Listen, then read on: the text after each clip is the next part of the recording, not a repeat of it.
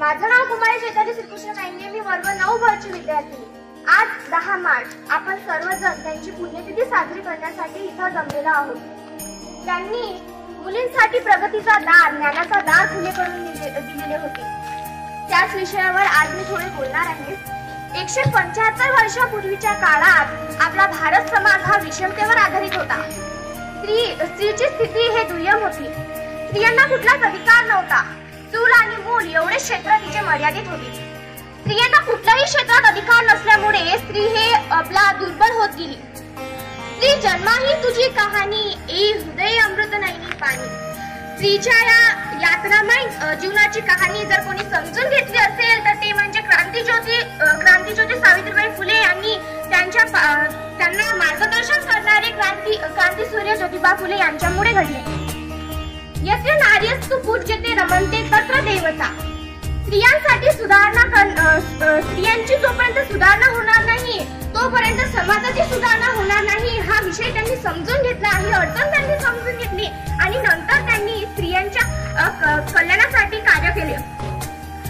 19व्या शतकात भारताचे तेजस्वी इतिहास आणि तेजस्वी नारी शक्ती म्हणून जन्माला आलेली स्त्री म्हणजे सावित्री. एक आदर्श कन्या, एक आदर्श पत्नी, एक आदर्श शिक्षिका आणि एक आदर्श समाजसेविका एवढे विविध व्यक्तिमत्वाने त्यांचा व्यक्तिमत्वाचा प्रभाव आजही समाजावर पडलेला आहे. पहिली स्त्री शिक्षिका, ज्ञानाची ज्योत पेटवून स्त्रियांच्या जीवनात अंधकार दूर करून प्रकाश करणारी सावित्रीबाई फुले यांचा जन्म सातारा जिल्ह्यातील खंडाळा तालुक्यातील शिरवळ गावापासून जवळ असलेल्या नायगाव या गावी 3 जानेवारी 1831 रोजी झाला. ज्या काळात स्त्रियांना 4 भिंतीच्या आत डांबून ठेवले जात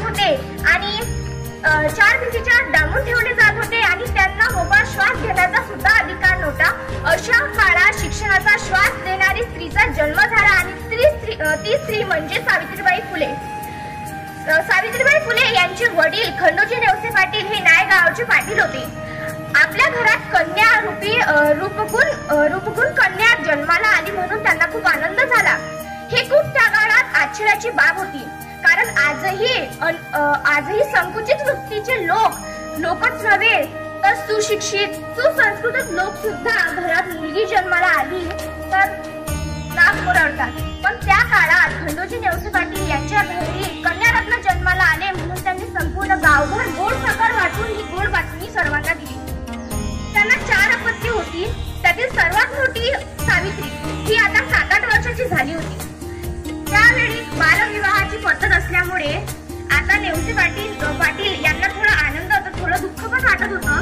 परंतु मुलगी हे परख्याचं धन आहे हे त्यांनी स्वीकारले आणि त्यांचे लग्न 9व्या वर्षी 1840 रोजी ज्योतिबा फुले यांच्यासोबत लावून दिले.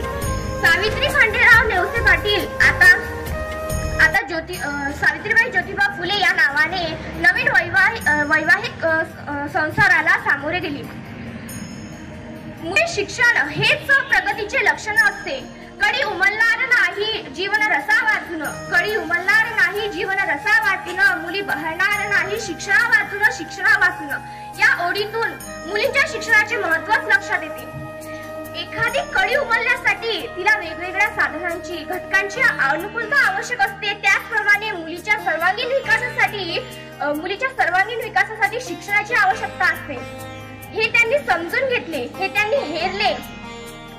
नेपोलियनने हे सांगितले की मुलांच्या शिक्षणापेक्षा मी मुलींच्या शिक्षणाला प्राधान्य देईल, कारण जर एक मुलगा शिकला तर तो फक्त स्वतःलाच सुशिक्षित बनवतो, परंतु जर एक मुलगी शिकली तर संपूर्ण कुटुंबाला सुशिक्षित बनवते.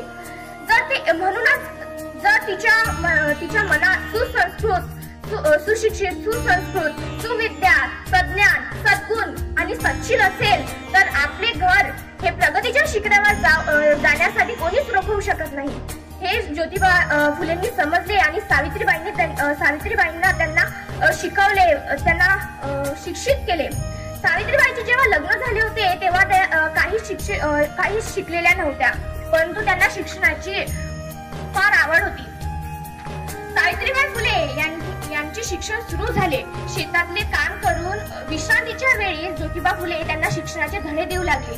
सावित्रीबाई फुले यांच्या शिक्षणाचा श्रीगणेशा म्हणजे काळ्या आईच्या ढेकलांची मातीची पाटी आणि झाडाच्या वाढलेली काठी म्हणजे लेखणी यांच्या स्वार्थ हाताने ते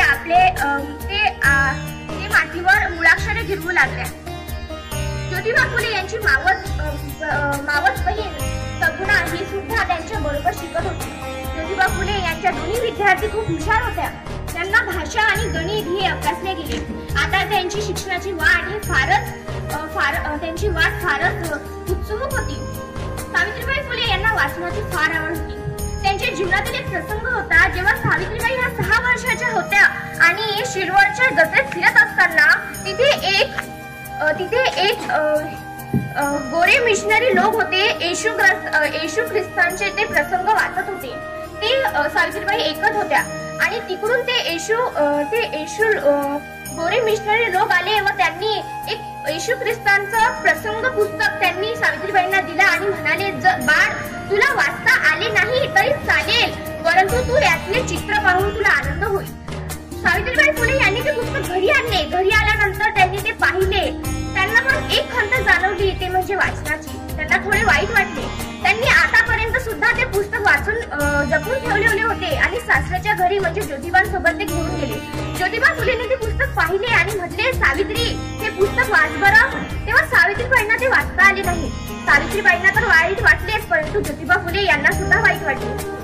आणि त्या दिवसापासून सावित्रीबाईंना त्यांनी लिहायला वाचायला शिकवले. शिक्षणाचे त्यांना हे आता कळालं की सावित्री शिकली तर सावित्री आता मुलींना शिकवू शकते.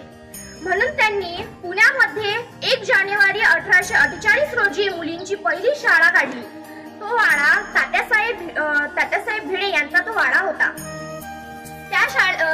त्या काळात मुलीचे शिकणे, मुलीची नोकरी करणे हे समाजाला मान्य नव्हते. म्हणून त्यांनी ठिकठिकाणी जाऊन मुलींच्या शिक्षणाचे महत्त्व पटवून दिले आणि तेव्हापासून काही पालक आणि मुली काही मित्र परिवारातील मुली शिकण्यासाठी येऊ लागल्या.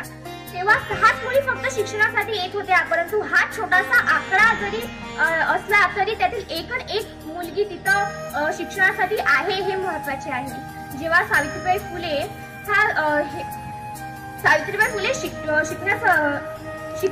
मुलींना शिकवण्यासाठी वाड्यात जात होते, तेव्हा एकीकडे तर क्रांती होतच होती, पण दुसरीकडे काही लोक, समाजातील लोक त्यांच्यापासून व्यंग बोलत होते.